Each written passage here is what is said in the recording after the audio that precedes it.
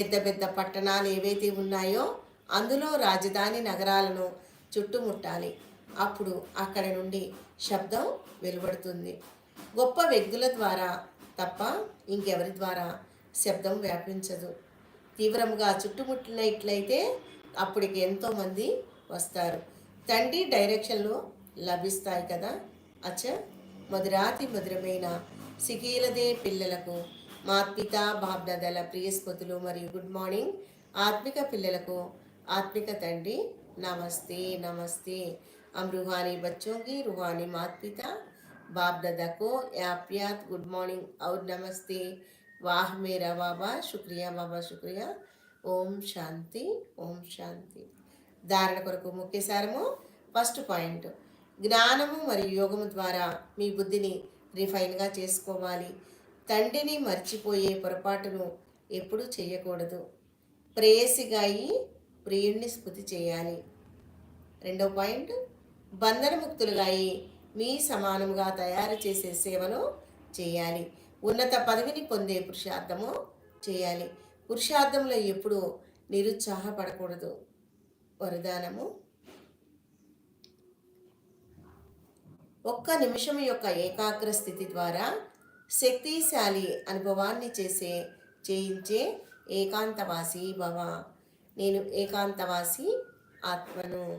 నేను ఏకాంతవాసి ఆత్మను. ఈరోజు బాబా ఇచ్చిన వరదానము ఏకాంతవాసి భవ. ఓం శాంతి. ఏకాంతవాసిగా అవ్వటం అనగా ఏదైనా ఒక శక్తిశాలి స్థితులు అవ్వటం. బీజరూప స్థితిలోనైనా స్థితులవ్వండి, లైట్ మైట్ హౌస్ స్థితిలోనైనా స్థితులై విశ్వానికి లైట్ మైట్ని ఇవ్వండి. పరిస్థాతనపు స్థితి ద్వారానైనా ఇతరులకు అవ్యక్త స్థితి యొక్క అనుభవము చేయించండి. ఒక్క క్షణమునైనా లేక ఒక్క నిమిషమైనా సరే ఒకవేళ ఈ స్థితిలో ఏకాగ్రులై స్థితులైనట్లయితే స్వయానికి మరియు ఇతర ఆత్మలకు చాలా లాభాన్ని ఇవ్వగలరు. కేవలం దీని అభ్యాసము అవసరం.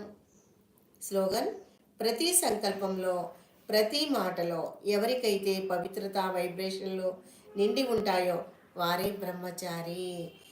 ప్రతి సంకల్పంలో ప్రతి మాటలో ఎవరికైతే పవిత్రత వైబ్రేషన్లు నిండి ఉంటాయో వారే బ్రహ్మచారి.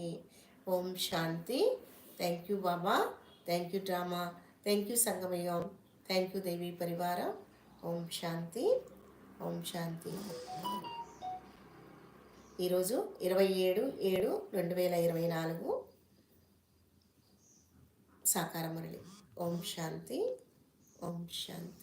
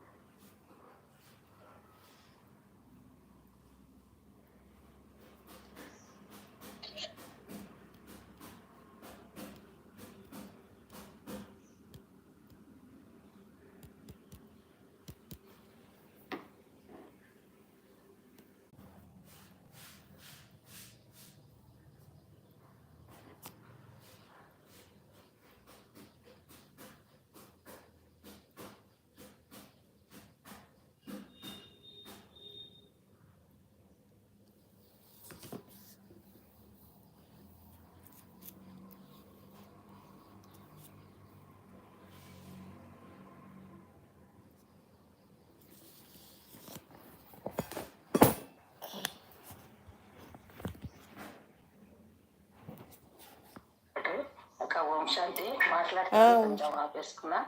అంటే బాబా నీ పురుషార్థాన్ని మీరు